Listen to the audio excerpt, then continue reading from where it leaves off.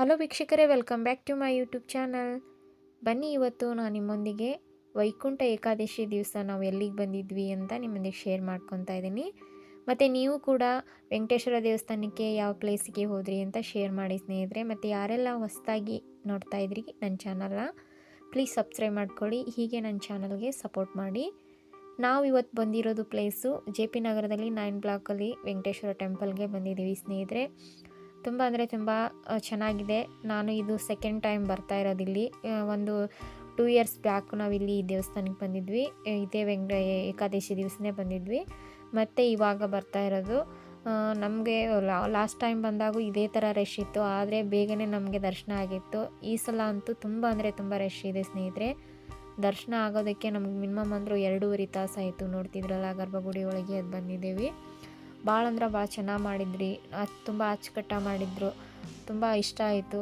ಮತ್ತು ಯಾರೆಲ್ಲ ಉತ್ತರ ಬಾಗಿಲ ದಾಟಿ ಬಂದ್ರಿ, ನೀವು ಯಾರೆಲ್ಲ ದರ್ಶನ ಮಾಡಿ ಬಂದ್ರಿ ವೆಂಕಟೇಶ್ವರ ಸ್ವಾಮಿದು ಅಂತ ಶೇರ್ ಮಾಡ್ಕೊಳ್ಳಿ ಸ್ನೇಹಿತರೆ. ತುಂಬ ಅಂದರೆ ತುಂಬ ಖುಷಿ ಆಯಿತು. ಒಳಗಡೆ ನೋಡೋದಕ್ಕೆ ಅಷ್ಟು ಚೆನ್ನಾಗಿದ್ರು. ವೆಂಕಟೇಶ್ವರ ಸ್ವಾಮಿ ಮಲ್ಕೊಂಡಿರೋ ರೀತಿ ತುಂಬ ಚೆನ್ನಾಗೈತೆ. ಇದು ನಾವು 2ನೇ ಸಲ ಇಲ್ಲಿ ಬರ್ತಾ ಇರೋದು.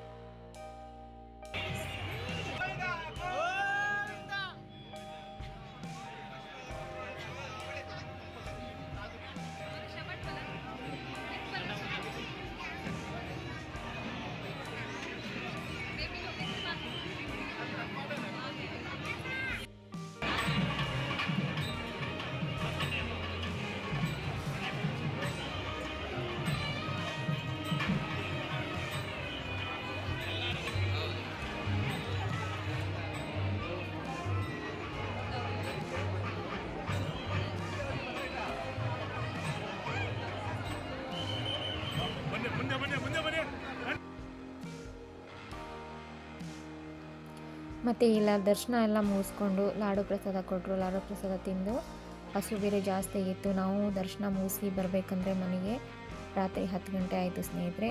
ಮತ್ತು ದರ್ಶನ ಎಲ್ಲ ಮುಗಿಸ್ಕೊಂಡು ಮನೆಗೆ ಒಂದು ಸ್ವಲ್ಪ ಪ್ರಸಾದ ತೊಗೊಂಡು ಬಂದ್ವಿ ಸ್ನೇಹಿತರೆ. ಮತ್ತು ನೀವೆಲ್ಲ ಹೇಗೆ ಈ ಒಂದು ವೆಂಕಟೇಶ್ವರ ಸ್ವಾಮಿದು ದರ್ಶನ ಮಾಡಿದ್ದೆ ಅಂತ ಶೇರ್ ಮಾಡ್ಕೊಳ್ಳಿ. ಮತ್ತು ಸಿಗೋಣ ಹೊಸ ಮಾಹಿತಿ, ಹೊಸ ರೆಸಿಪಿಯೊಂದಿಗೆ. ಧನ್ಯವಾದಗಳು ಸ್ನೇಹಿತರೆ.